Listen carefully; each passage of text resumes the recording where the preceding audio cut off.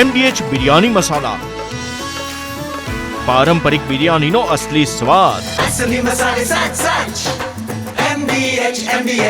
Rajkot civil હોસ્પિટલમાંથી ખૂબ જ શરમજનક ઘટના સામે આવી રહી છે। પૈસા મામલે મૃતદેહને પણ નથી છોડતા લોકો। હોસ્પિટલમાં મૃતદેહના ખિસ્સામાંથી રૂપિયા કાઢી દેવાના આક્ષેપ લાગ્યા છે। એક વ્યક્તિને અકસ્માત નડ્યા બાદ લવાયા હતા રાજકોટ સિવિલ હોસ્પિટલ। કમનસીબે સારવાર દરમિયાન દર્દીનું મોત નીપજ્યું હતું। 108ના કર્મચારીએ પીડિતના ખિસ્સામાં 19,800 રૂપિયા હોવાની નોંધ કરી હતી। મૃતકના પરિવારજનો હોસ્પિટલ પહોંચ્યા ત્યાં સુધીમાં રકમ ગાયબ થઈ ગઈ હતી। રૂપિયા કોના દ્વારા કાઢી લેવામાં આવ્યા તે સૌથી મોટો સવાલ અહીંયા ઊભો થાય છે।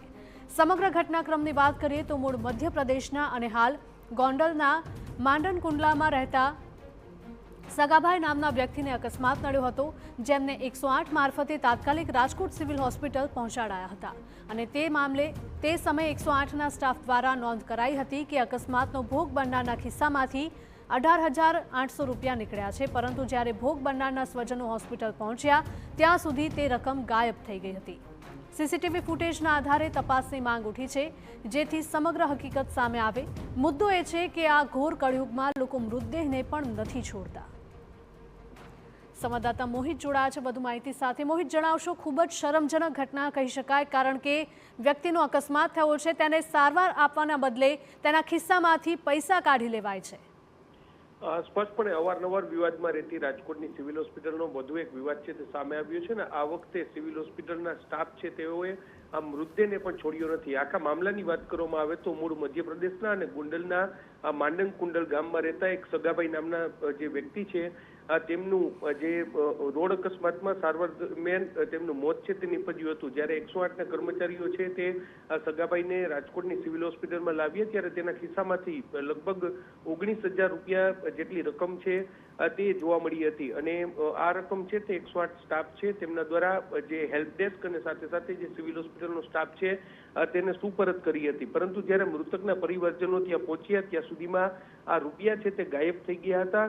કોઈ સિવિલ હોસ્પિટલના સ્ટાફ દ્વારા કે અન્ય કોઈ વ્યક્તિ દ્વારા આ કૃત્ય કરવામાં આવ્યું હોય તેવું પ્રાથમિક રીતે સામે આવ્યું છે। સમગ્ર મામલા લઈને જે સિવિલ હોસ્પિટલ તંત્ર છે તેમના દ્વારા યોગ્ય કાર્યવાહી કરવી એટલી જ જરૂરી છે, કારણ કે અનેક જે અજાણ્યા દર્દીઓ હોય છે તેઓ જે રોડ અકસ્માત હોય કે પછી અન્ય કોઈ કારણ હોય તેનાથી રાજકોટની સિવિલ હોસ્પિટલમાં સારવારથી આવતા હોય છે અને તેની સાથે આ પ્રકારનો વિશ્વાસઘાત થાય તે કેટલે અંશે યોગ્ય તે પણ એક મોટો સવાલ છે।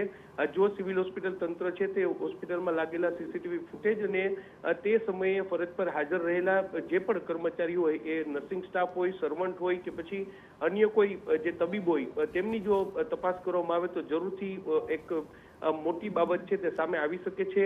હાલમાં આ ઘટના છે તે સામે આવી છે, જોવાનું રહેશે કે સિવિલ હોસ્પિટલ તંત્ર છે તે આ સમગ્ર મામલે કયા પ્રકારની કાર્યવાહી કરે છે। જી બિલકુલ, માહિતી બદલ આપનો આભાર મોહિત। તો ખૂબ જ શરમજનક ઘટના સામે આવી રહી છે રાજકોટમાંથી, કે જ્યાં દર્દીને સારવાર માટે સિવિલ હોસ્પિટલમાં તો ખસેડવામાં આવે છે, પરંતુ જ્યારે તેની પાસે શું શું વસ્તુઓ હતી, કેટલા રૂપિયા હતા, તે બધું જ ચિઠ્ઠીમાં 108ના કર્મચારી દ્વારા નોંધવામાં પણ આવ્યું હતું।